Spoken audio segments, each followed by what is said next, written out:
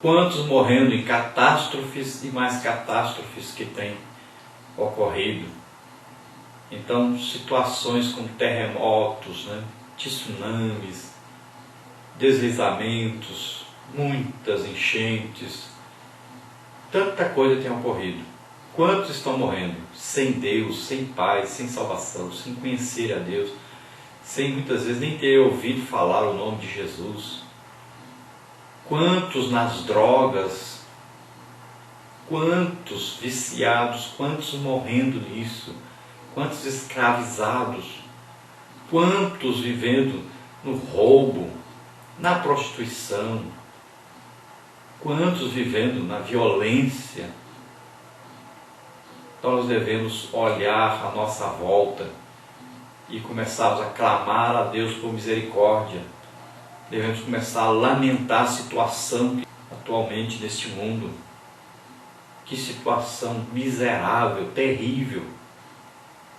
Muitas vezes nós estamos vivendo bem, uma situação tranquila, e nós não estamos enxergando a nossa volta. Nós estamos vendo a situação. Nós não clamamos, não lamentamos, não suplicamos a Deus misericórdia por essas vidas que estão aí perecendo. Quantos, multidões e multidões no caminho da destruição, no caminho do inferno. Não podemos ficar passivos, só assistindo. Temos que fazer alguma coisa.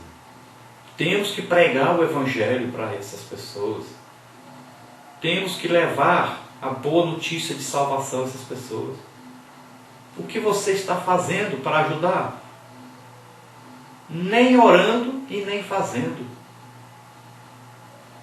Desperta, tu que dormes, desperta. É para isso que Jesus te chamou. Olhe à sua volta, sinta a miséria que está acontecendo. Sentir a miséria é ter misericórdia dessas pessoas, é falar para elas do Evangelho, fazer alguma coisa para que elas se livrem do pecado. Fazer alguma coisa para ajudá-las também. Uma roupa que você não está usando, está no seu guarda-roupa há um tempão sem usar, ajuda essas pessoas. Tire um pouquinho do seu salário para ajudar. Veja quem está ajudando e vai ajudar junto. Se você não vê ninguém, faça você mesmo. Mas ajude as pessoas. Tenha misericórdia. Tenha amor de Deus no seu coração para ajudar essas pessoas. Número 3, dentro da introdução. O que mostra Jeremias em suas lamentações? Então mostra toda a sua dor e agonia. Mostra uma angústia que ia além das fronteiras da aflição e das ânsias mais incontidas. Mostra porque é conhecido como o profeta das lágrimas. Ele está sentindo a dor de Deus. Não pense que Deus tem prazer quando Ele vê as pessoas sofrendo. Não pense que Deus tem prazer em se irar, em trazer o juízo sobre o pecado. Mas Ele usa esse juízo para trazer arrependimento às pessoas. Para que as pessoas enxerguem que não agradam a Deus quando estão pecando. Mesmo durante esse período de lamentações que Jeremias está escrevendo, o povo anda discutindo ainda com Jeremias e dizendo que no tempo que eles adoravam aí a rainha do céu, veja bem, vocês estão pensando que isso é idolatria que existe aí, a Maria dizendo que ela é a rainha do céu, mãe de Deus, não sei o que, as pessoas aí levando a imagem dela para lá e para cá, beija a imagem, faz orações pedindo a ela as coisas, colocam ela como intercessora. Tudo isso já existia lá no tempo de Jeremias. Isso aí é um espírito maligno de idolatria a uma rainha dos céus, que não existe. Deus é Pai, Filho e Espírito Santo. Não existe aí outra pessoa, não existe mulher aí, não existe parte sexual nas coisas espirituais. Não existe aí o sentido mãe, Não existe rainha no céu. Não existe isso. Mas as pessoas querem porque querem constituir alguém que vai apoiar os seus pecados, que vai ficar com dó, vai passar a mão na cabecinha e diz, não tem problema não. eu te amo, eu dou um jeitinho para você. As pessoas querem inventar assim, as pessoas querem colocar no céu, de toda maneira colocar uma pessoa no céu que seja como eles, que possa também ajudá-los junto a Deus.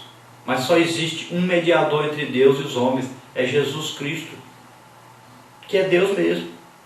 Só Ele pode levar você a Deus, não existe outra pessoa. Lá no tempo de Jeremias o povo dizia, quando nós oferecíamos aí bolos, né, oferendas à Rainha do Céu, nós vivíamos muito melhor. Não sabiam eles que naquela época era Deus que estava tendo misericórdia deles, não estava destruindo eles, estava ajudando eles para ver se eles melhoravam, se eles acordavam, se eles se arrependiam. Pensavam, atribuíam as bênçãos à Rainha do Céu, que as mulheres insistiam em dizer que existia, e ofereciam libações, né? Ofereciam bolos, ofereciam aí sacrifícios a essa suposta deusa. Então, nesse tempo as pessoas não se converteram, mesmo sofrendo, passando necessidade, morrendo de fome, mesmo assim não se converteram. E em Apocalipse você vai ver que a situação é a mesma.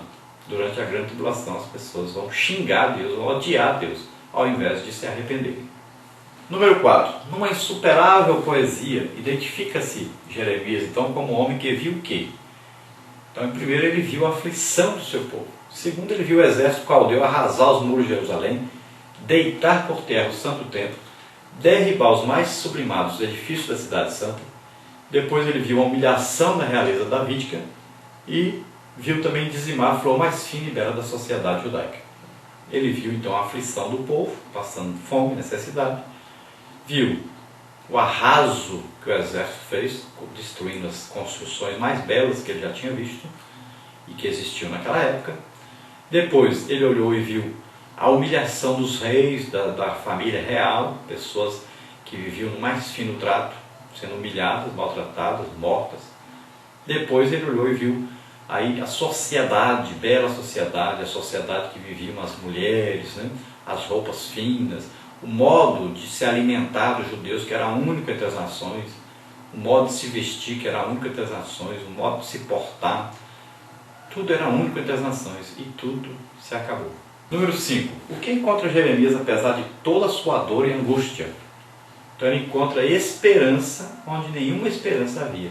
Então, quando todos olhavam e viam o arraso, tudo acabado, Jeremias ainda conseguia ver uma esperança, ele conseguia ver um futuro melhor. Ele sabia da misericórdia de Deus e acreditava na misericórdia de Deus. Número 1 aí, o que são as lamentações de Jeremias? Então, número 6 a pergunta, onde se encontra o livro de Jeremias na Bíblia hebraica? Então, no Antigo Testamento, usado pelos judeus, as lamentações de Jeremias encontram-se entre os chamados 5 rolos. Se encontra juntamente com os livros de Ruth, Esther, Eclesiastes e Cantares. Número 7. Qual a tradução do Antigo Testamento para o grego, pelos 70? Onde resolveram colocar as lamentações de Jeremias? Então, logo após o livro de Jeremias. Número 8. Qual o nome em grego do livro de lamentações? O que significa? Então, aí o nome Trenório, que carrega esse significado, chorar em alta voz. Qual o nome em latim do livro de lamentações? O que significa segundo Jerônimo? É um nome aí, Liber Trenorium, livro de lamentações. É por isso que em português Trenódia significa canto plangente ou lamentação. Número 10. Qual o tema de lamentações segundo Donald Stamps? Então, tristeza presente e esperança futura.